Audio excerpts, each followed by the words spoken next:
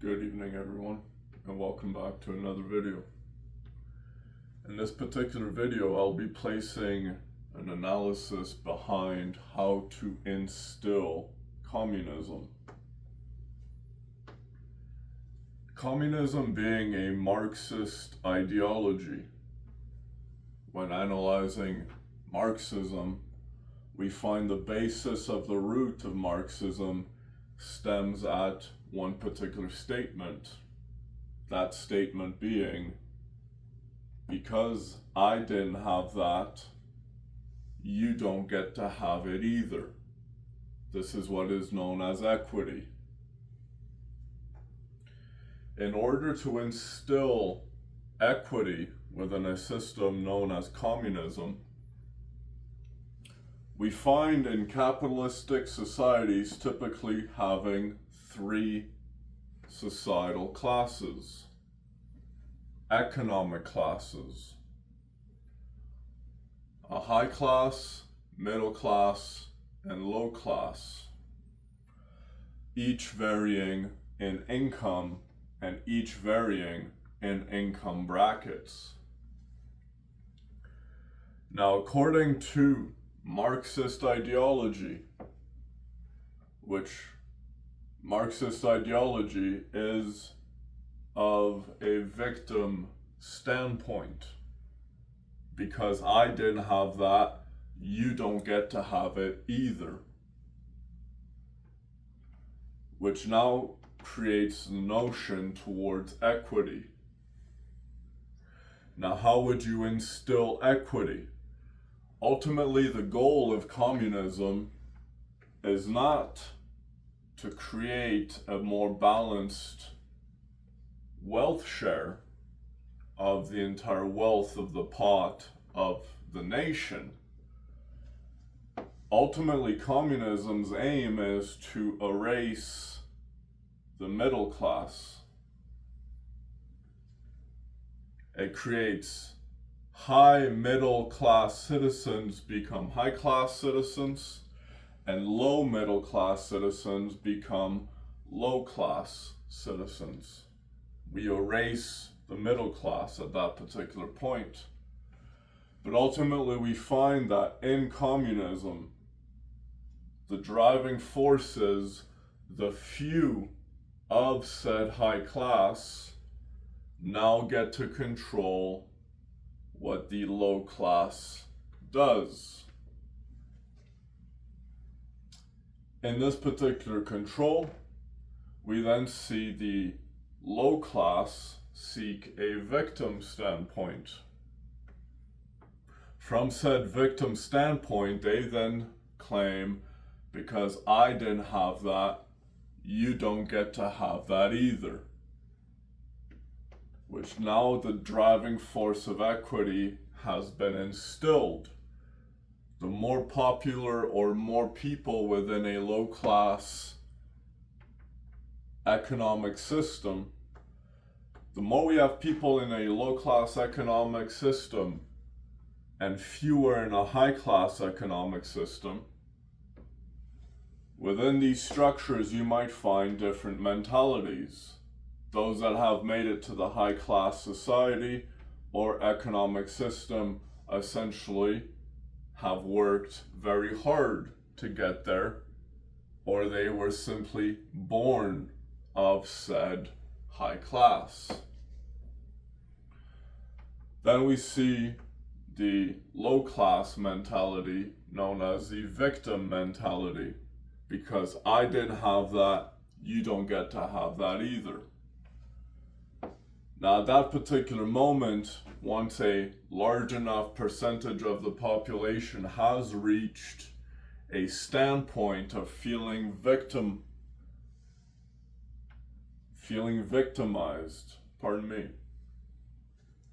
based on feeling victimized, we then see the loser mentality, a Marxist ideology. Based on the lower class now having a larger number, they then state, because we didn't have that, you don't get to have that either. known as the wealth spread. Now, in order to instill communism, you essentially have different ways to go about it, and this is where I will begin the dive into the instillment of communism. Once a low-class system has been overrun, basically, based on capitalistic failure, which during a capitalism failure, you might find that during the time of COVID, we saw the failing moments of capitalism. A large corporation began taking control of the majority of the world's wealth. When then all of a sudden, the lower class stated, we didn't necessarily want your product, but we bought it anyways, and we enforced it on everybody else. From that particular moment of COVID, we saw the collapse of capitalism within Canada. Now in Canada, what were the first few instilling sections, of the instillment of communism? When looking at different communist manifestos, one might find that the driving force in order to create the instillment of communism first stems at controlling the resources or the wealth generators of a country or nation. The moment you shut down the economic structure of its backbone, you could say, its resource generating wealth, such as Canadian oil and gas, lumber, steel, etc. Beyond the controlling or shutting down of these particular economic powers, such as our resources able to create our wealth from, we shut down one aspect. Beyond that point, you then see a new system to shut down in order to instill communism. The agricultural system. The moment I control a nation's agriculture generation, you might find that once again a country is no longer able to simply sustain itself. It must now begin to import from elsewhere, taking the wealth out of the country, draining the wealth that we have just now completely destroyed by crippling the economic resource generator of our wealth. Beyond the shutdown of agriculture, resulting in us now having to import in order to specifically acquire our produce to eat and sustain ourselves. The moment we further import, we spend our wealth, depleting the nation's wealth. Which from beyond that point, you would then go to shut down the education system, instilling a new set of beliefs, furthering the pursuit of the ideology, popularizing it, making the Marxist ideology gain in momentum, which through this Marxist ideology gaining momentum, not only have we then shut down the country's ability to generate wealth by shutting down the precious resources of that nation, but then also spending said resource wealth generated, which is no longer being generated, but simply being spent on importing in order to acquire our produce due to the agricultural backbone of the nation being deteriorated or depleted. Pardon me, I had a step up there. Now, beyond that, we then see the destruction of belief, which through the instillment of a new education system, one might find that in developing a ideology, you need to popularize it from a very young person. From a very young person, you might find that once you develop the ideology, it popularizes. And what has Marxist ideology ultimately resulted in?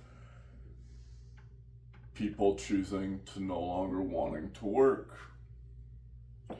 Now, from each of these particular destructive systems, which in order to instill communism, once I debilitate a country's ability to generate wealth, once I debilitate a country's ability to sustain itself based on its agriculture, and now resulting in the depletion of said stored wealth in order to import produce which we are no longer producing within our nation, which then through the instillment of new ideology within school, creating a depletion of the workforce.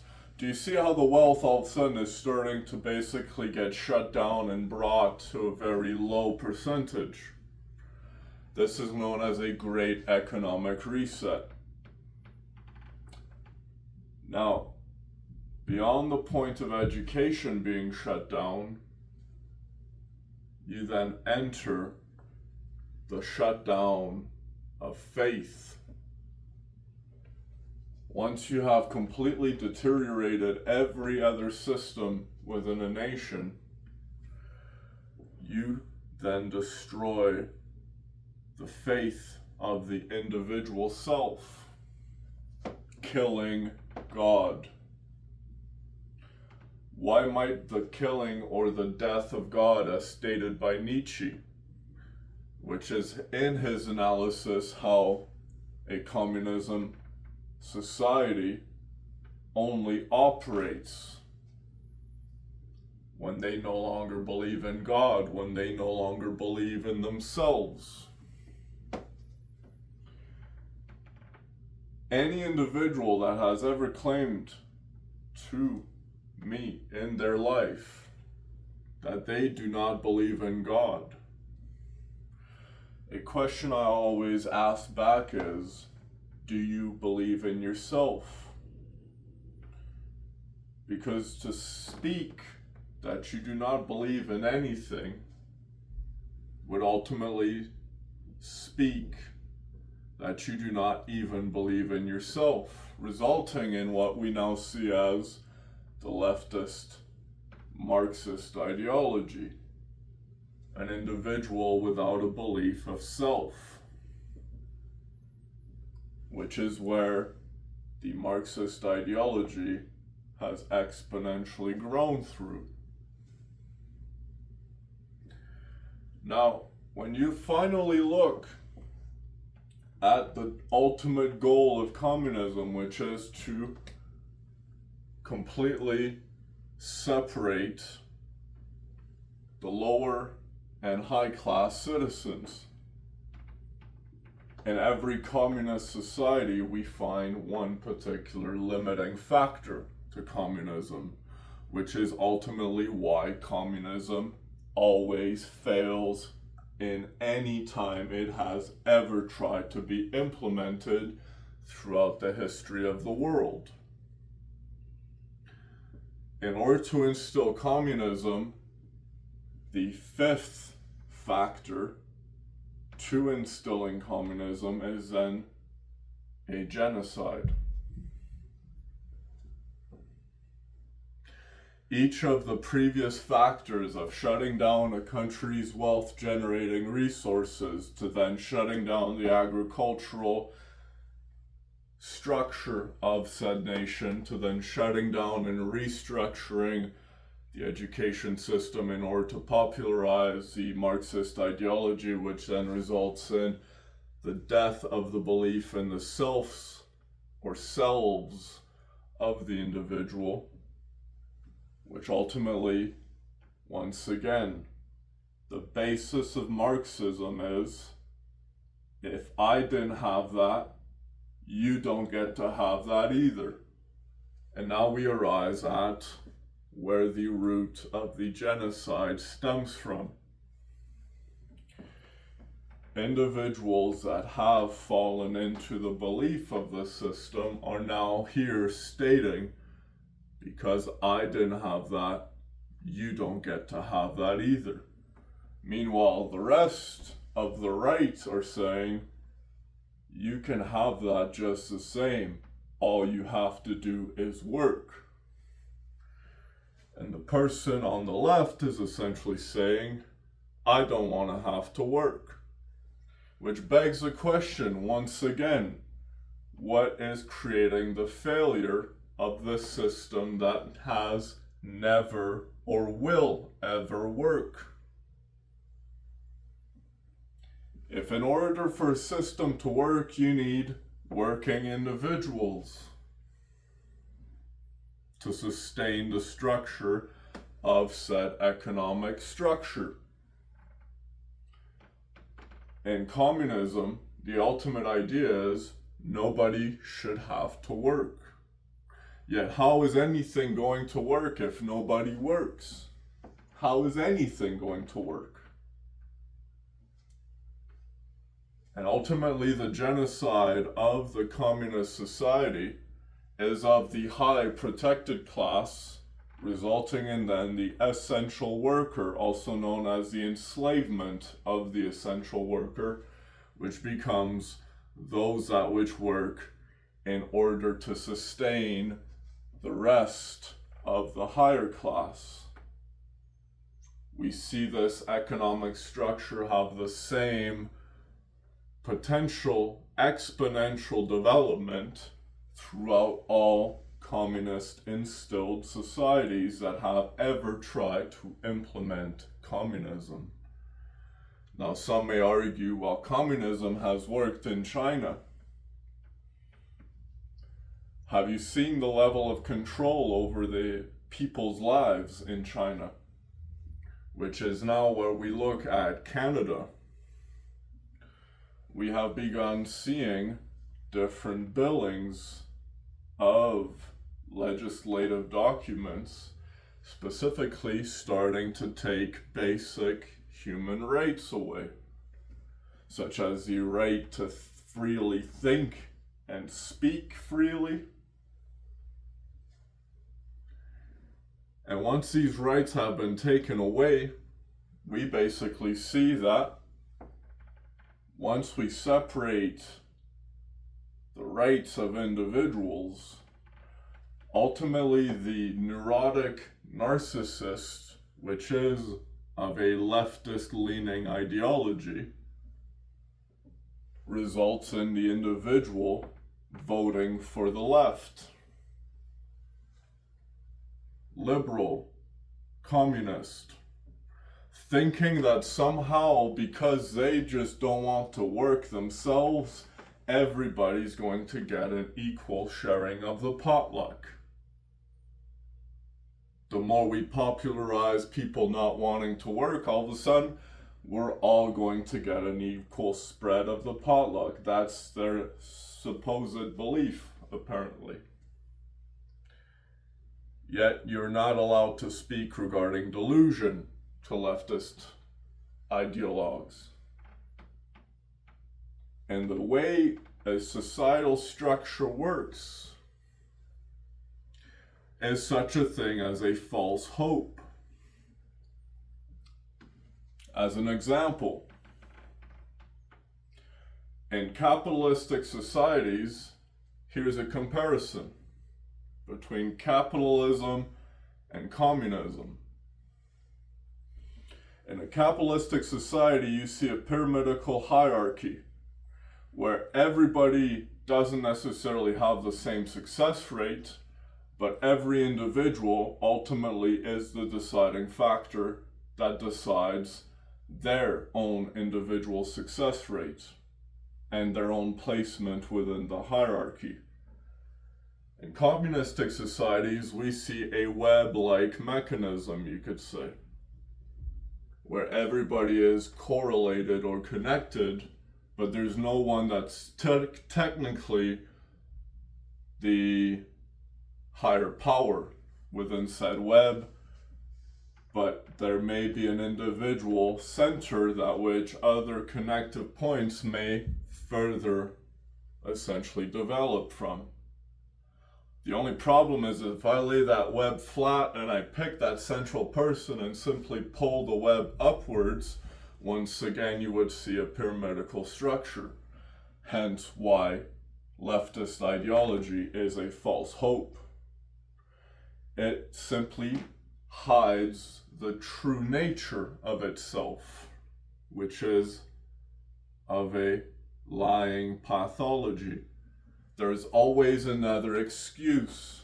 There's always another new statement I can always place, no matter the argument, because as a neurotic narcissist, I can always place a new statement to state I am right.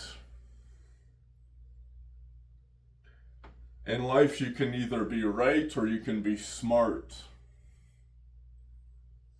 There's a big difference between the two.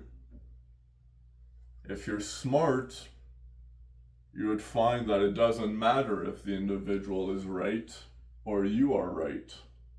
If you're smart, at that particular point, if the individual is really arguing that hard against you, you may find as a smart individual, you would then end the conversation rather than keep pursuing it.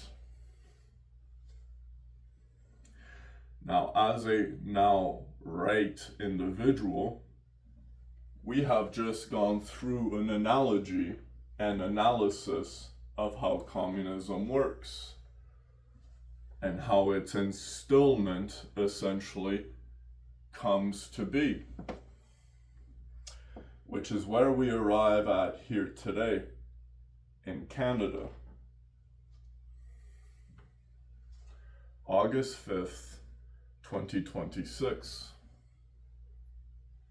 Within Canada, in this present day and age, we have actively seen each instilling factor in order to instill communism, which is where we are now at here today. Welcome to communism, Canada. It has been here the moment liberal rule came into power. Now, the form of its extremism has exponentially developed in its potential, which the more we have let leftist ideology essentially develop within our country, we ultimately see the true nature of the purpose of leftist ideology.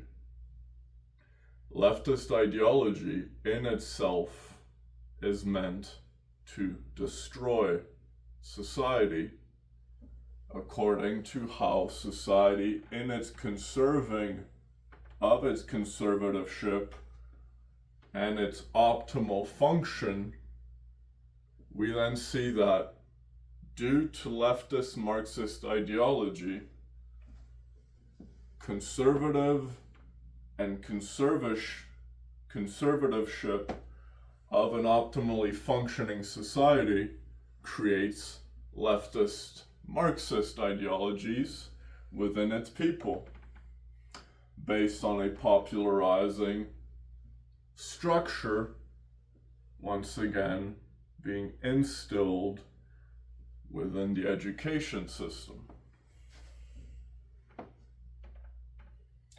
Now, at this particular point, some of us may be wondering, what are we supposed to do about this? Well, in every single communist society ever attempting to instill communism resulted in a genocide. a historically recorded event of genocide is present at each particular communist, at each particular communist instillment within a society. At its finalizing portion, we then see a genocide. It is recorded in every single communist society ever trying to implement communism within their culture. You could find it in Russia through the Bolsheviks and Stalin. You can find it in China. You can find it in liberal Canada when assimilation of Indigenous children resulted in a genocide of 150,000 innocent Indigenous children. Now, rewind a few words prior to that. At the word assimilation. At the assimilation of 150,000 Indigenous children, we then saw the genocide of 150,000 Indigenous children over a period and span of 160 years. At the assimilation part, what is the root meaning of assimilation? To adapt, to adopt a new ideology, a new way of life, which ultimately begs the question behind the leftist ideology itself: what might be the driving force behind said new way of life? And what is the push being driven in order to instill now the protected class of said leading communist society? And where might we find the low class, known as the essential workers, that are going to be the wealth generators for said protected class within said communist society? And ultimately, anytime opposing opinion, anytime according to an opposing opinion, we then see this protected class in its emotional stability, we could say, or instability, results in Nazi-like behavior, where, according to an individual displaying different opinion, different behavior, different handicaps,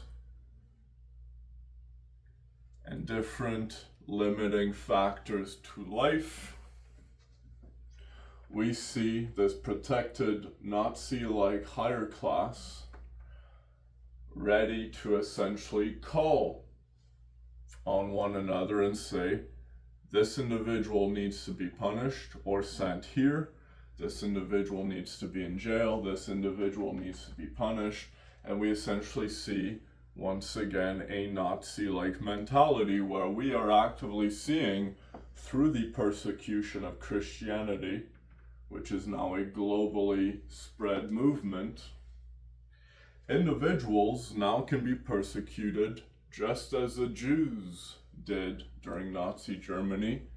Simply for being a Christian, individuals are ready to call and say, hey, there's a Christian here, come get them. And send them off to the camps. And an analogy of sorts, if you wish. Now, Where might this be problematic? Once again, we see the death of God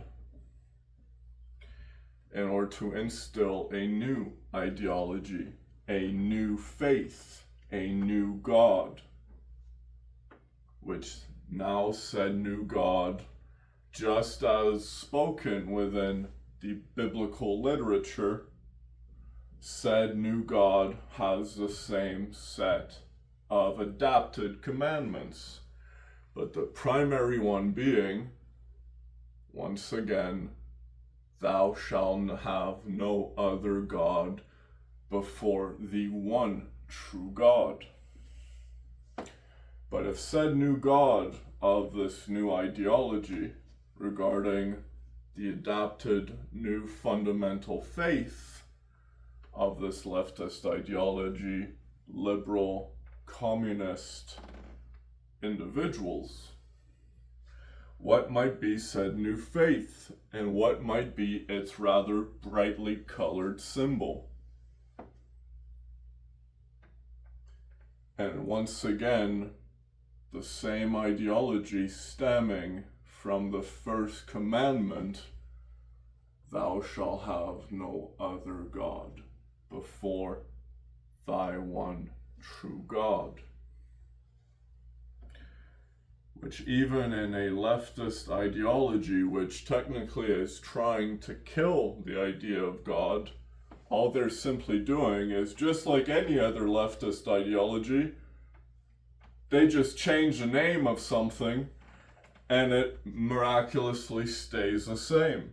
You can find it in the carbon tax being reintroduced in the produce tax, which then the carbon tax was then reintroduced, and the produce tax once again stayed within our society. Now, you thought my mind was going elsewhere at that particular point, because that's essentially how ideologies,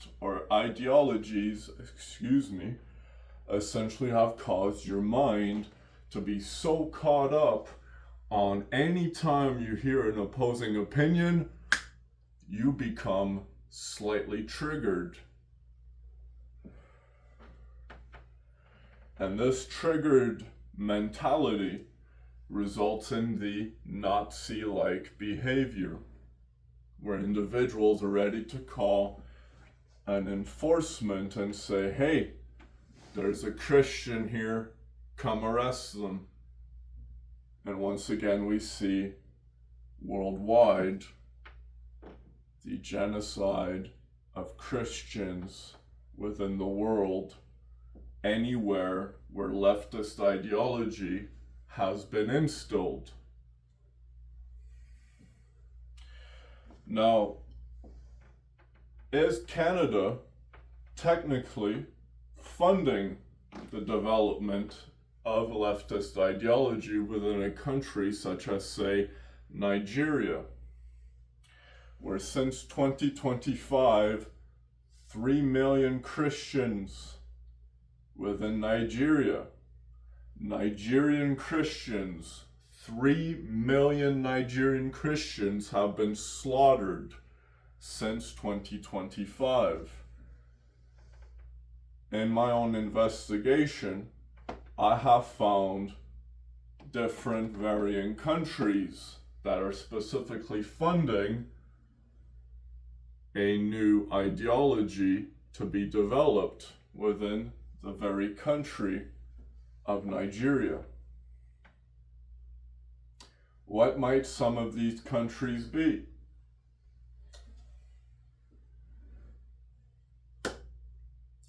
I leave that up to you to find out as an individual.